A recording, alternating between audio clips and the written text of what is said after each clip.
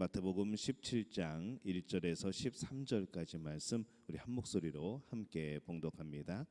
엿새 후에 예수께서 베드로와 야고보와 그 형제 요한을 데리시고 따로 높은 산에 올라가셨더니 그들 앞에서 변형되사 그 얼굴이 해같이 빛나며 옷이 빛과 같이 희어졌더라. 그때에 모세와 엘리야가 예수와 더불어 말하는 것이 그들에게 보이거늘 베드로가 예수께 여쭈어 이르되 주여 우리가 여기 있는 것이 좋사오니 만일 주께서 원하시면 내가 여기서 초막 셋을 짓되 하나는 주님을 위하여 하나는 모세를 위하여 하나는 엘리야를 위하여 하리이다. 말할 때에 호련히 빛난 구름이 그들을 덮으며 구름 속에서 소리가 나서 이르시되 이는 내 사랑하는 아들이요 내 기뻐하는 자니 너희는 그의 말을 들으라 하시는지라. 제자들이 듣고 엎드려 심히 두려워하니 예수께서 나와 그들에게 손을 대시며 이르시되 일어나라 두려워하지 말라 하시니 제자들이 눈을 들고 보매 오직 예수 외에는 아무도 보이지 아니하더라.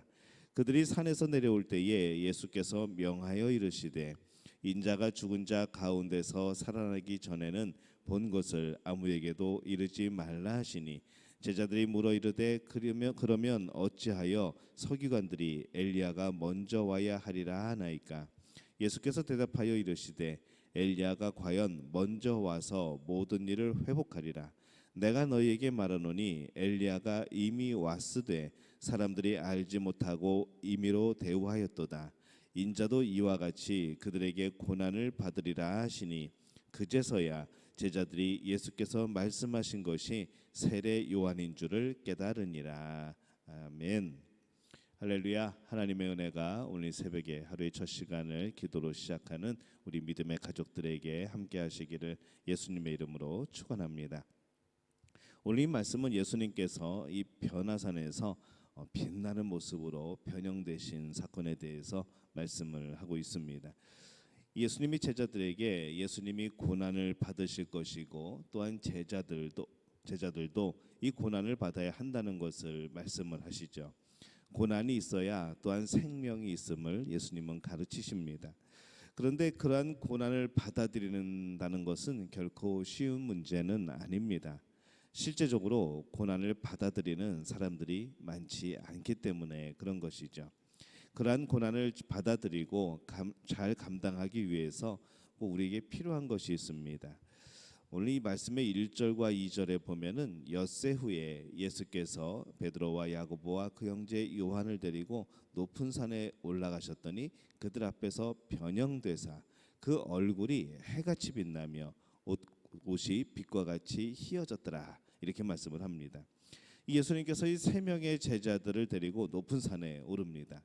이 높은 산이 어떤 산인지는 정확하지 않습니다만은 다볼산이라 하는 학자도 있고 또 헐몬산이라고 하는 그런 산이라고 하는 또 학자들도 있습니다. 그런데 이 문맥이나 여러 가지 상황을 보는데 이 헐몬산이 그 높은 산이 아닐까라는 가능성이 있어 보이죠.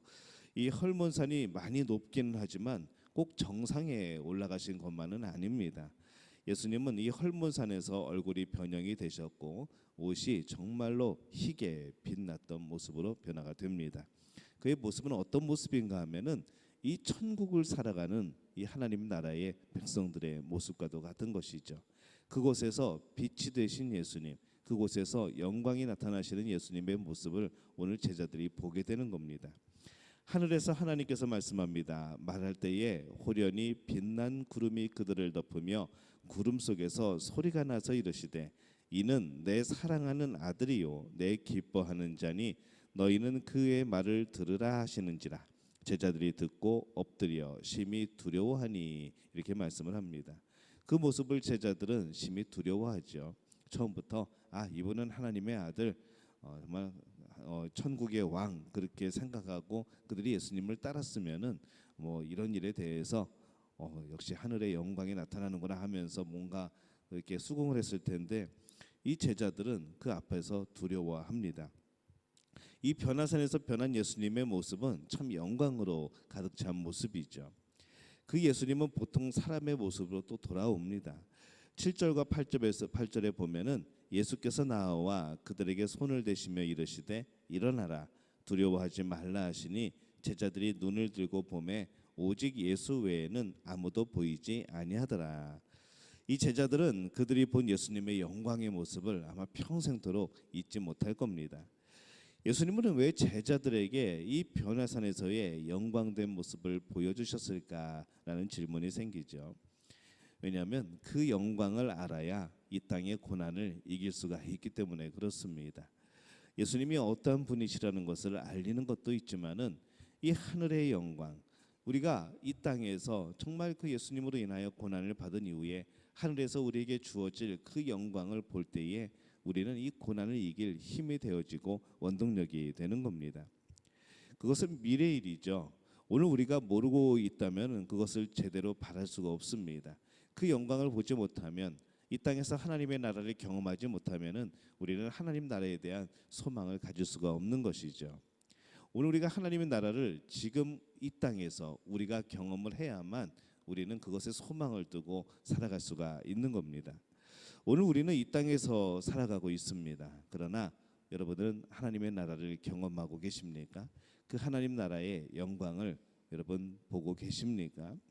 제자들이 이 변화산에서 그것을 눈으로 보고 경험하였듯이 우리도 이 땅에서 그것을 우리가 알 필요가 있는 것이죠. 하나님께서 우리가 그것을 할 수 있도록 또 알 수 있도록 이 하나님 나라를 경험하게 하시고 하나님의 놀라운 능력들을 경험하게 하시는 겁니다. 우리에게 소망을 주시기 위함인 것이죠. 우리에게 장차 임할 이 하나님의 나라의 영광을 우리가 경험하여 아는 것이 그래서 중요하고 필요한 일입니다. 그런데 우리가 알아야 될 것은 그러한 경험은 그것을 누리라고 주시는 것이 아닙니다. 제자들이 변화산에서 변하신 예수님을 본 것은 잠시였습니다. 이후에는 곧 이전의 모습으로 돌아오시죠. 우리가 이 땅에서 경험하는 이 하늘의 영광이 하나님 나라의 그런 경험들이 여러분 있습니까? 그것은 근데 누리라고 주시는 것만은 아닙니다.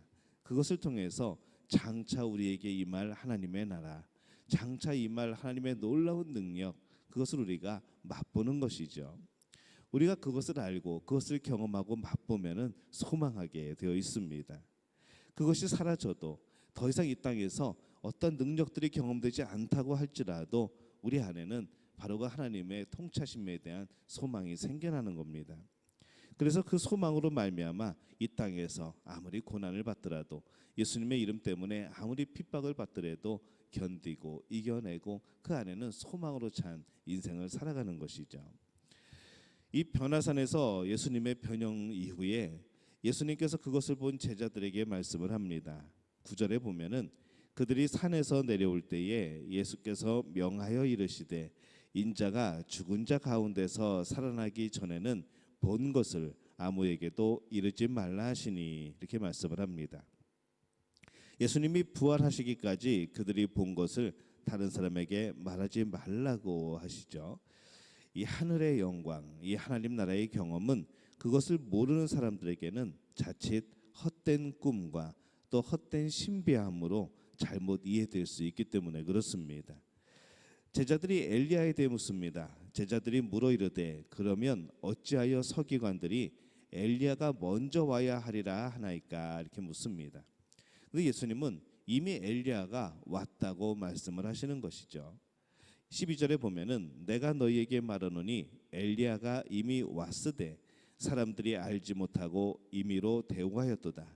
인자도 이와 같이 그들에게 고난을 받으리라 하시니 이렇게 말씀을 합니다. 이 하나님께서 엘리야를 보내셔서 메시아의 길을 예비하십니다. 근데 이 사람들은 그것을 모르죠. 그냥 세례 요한을 죽이고 맙니다. 이 엘리야의 역할, 이것을 세례 요한이 했던 것이죠. 세상 사람들은 무지 가운데 그들의 길을 갈 겁니다. 그들은 하늘 영광을 모르기 때문에 이 땅의 영광을 위해서 그들은 살아갈 겁니다. 땅의 영광을 가지고 세례 요한을 죽인 것처럼 늘 우리의 삶 속에서 예수님을 또 십자가에 못 박고 예수님을 또 죽일 겁니다. 또한 예수님을 믿는 우리들을 향하여서 핍박을 할 것이고 우리들을 향하여서 정말로 우리들이 견디기 힘든 그런 고난의 말들과 여러 가지 일들을 행할 겁니다. 우리는 그런 삶을 사는 것이죠. 이 제자들은 땅의 영광을 두려워해서는 안 됩니다. 세례 요한도 당당하게 죽었고 예수님도 당당하게 십자가에 못 박히십니다. 제자들도 다 순교하지요. 이 땅의 영광을 추구하는 사람들은 언제나 예수님을 죽이려고 합니다. 하지만 그 땅의 영광은 이 하나님의 자녀들을 결코 어떻게 하지 못합니다. 결국 그들은 소망하는 하나님의 나라에 들어간 것이죠. 이 땅의 영광이 그들을 해롭게 할 수 있다고 생각하여서 이 땅의 영광에 매혹되기 시작하면, 이 땅의 영광에 매이기 시작하면은 우리는 그때부터 죄로 타락할 수밖에 없습니다. 이 제자들은 하늘의 영광에 대해서 무지한 세상, 바로 그 사람들에 의해서 조종되지 않고 하나님 나라의 그 영광을 보고 그 하나님 나라를 따라가는 그러한 삶을 살았던 것이죠. 제자들은 하나님의 영광을 아는 사람들입니다. 내가 장차 누릴 이 천국에서의 영광을 아는 사람들인 것이죠. 하늘의 영광을 바라보며 사는 사람은 결코 고난을 두려워하지 않습니다. 그가 가야 하는 길을 반드시 걸어갑니다. 오히려 이 땅의 영광을 가지고 사는 그런 사람들에게 고난받는 것이 오히려 이 하늘 영광을 가지고 사는 것의 증거가 될 수가 있는 것이죠. 제자라고 말하면서 흔히 그런 말들을 합니다. 하늘 영광을 바라보며 믿음의 길을 가더라도 이 땅에서도 좀 편하게 살다가 하늘의 영광을 누리면 안 되겠냐고 그렇게 말을 합니다. 그러나 이 세상이 우리를 가만히 놔두지 않습니다. 하늘의 영광과 이 땅의 영광은 서로 대치되는 경우들이 많은 것이죠. 그렇기 때문에 이 하늘의 영광을 가고자 하는 사람은 아예 땅의 영광에 대해서 아예 마음을 비우고 내려놓는 것이 우리가 믿음을 지키는 것이 더 쉬운 그런 방법입니다. 땅의 영광을 바라보며 사는 사람은 우리가 보통 속물이라고 말을 하죠. 하늘 영광을 바라보며 사는 사람은 우리를 제자라고 그렇게 말을 합니다. 이 세상에 살아가는 속된 사람들의 모습과 바로 예수님의 제자로 살아가는 우리의 모습과 그 결과는 너무나도 다릅니다.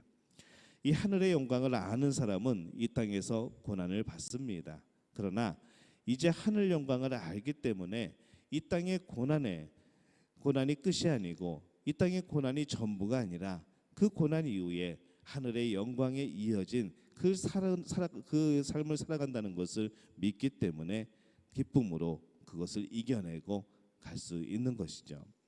하늘의 영광을 알게 되면은 그것은 우리가 이 땅에서 고난받을 수 있는 힘이 되어집니다. 하나님 나라를 경험하면은 이 땅에서의 어려운 일이 있더라고 할지라도 그것을 이겨낼 수 있는 힘이 생겨납니다. 땅의 영광을 포기하고 기꺼이 고난의 길을 갈 수 있는 용기와 힘을 얻을 수 있도록 하나님 나라, 이 하나님의 영광을 알기를 예수님의 이름으로 축원합니다. 우리 믿음 가족 모두가 이 하늘의 영광을 바라보고 또 우리가 하나님의 나라의 그 영광됨을 바라보고 오늘도 여러 가지 어려움과 고난들을 이겨나가는 그런 복된 우리 믿음 가족들이 되어지시기를 예수님의 이름으로 축원합니다.